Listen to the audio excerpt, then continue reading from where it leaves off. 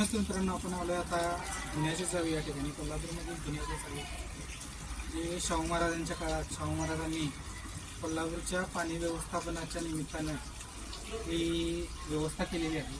आणि या ठिकाणी जनावरांच्या पाणी पिण्यासाठी आणि लोकांना कपडे वगैरे धुण्यासाठी ही व्यवस्था केली होती. त्यासाठी बांधलेले हे चौकोनी कुंड आहे. आज देखील आपण बघू शकतोय की जे सायपनिंग पद्धतीने आणलेलं पाणी आहे ते पाणी आज देखील या ठिकाणी आपल्याला पडताना दिसत आहे.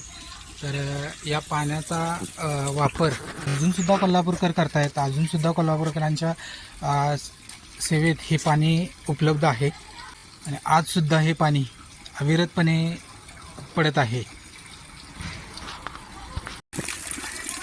हे आहे पडणारं पाणी. या चौकोनामध्ये पाण्यात घालून परत हा दगड इकडं आहे. या दगडावरती धुण्यासाठी लोकांना व्यवस्थित दगड वगैरे इथं बसवलेले आपण बघू शकतो.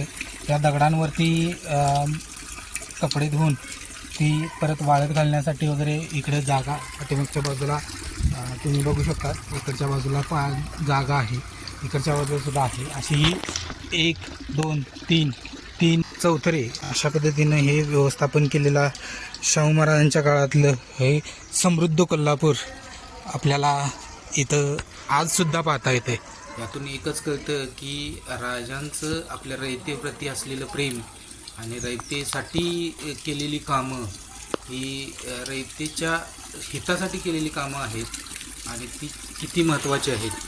अशा अनेक कामं शाहू महाराजांनी कोल्हापुरात केली आहेत. पाणी व्यवस्थापनासोबतच या ठिकाणी सांडपाणी व्यवस्थापनाची सुद्धा उत्तम अशी व्यवस्था केलेली आपल्याला दिसून येते. पलीकडच्या बाजूला गेल्यास आपल्याला ही जनावरांना पाणी पिण्यासाठीची व्यवस्था दिसते. याचे सुद्धा 3 भाग करून 3 भागामध्ये वेगवेगळे चौथरे तयार केलेले आहेत आणि या चौथऱ्यांमध्ये गोलकुंड जेणेकरून जनावरांना व्यवस्थित पाणी पिता यावं, त्यांच्या पिण्याची सोय व्यवस्थित व्हावी या दृष्टिकोनातून केलेली ही व्यवस्था आहे. अशा या रयतेच्या राजाला माझा मानाचा मुजरा.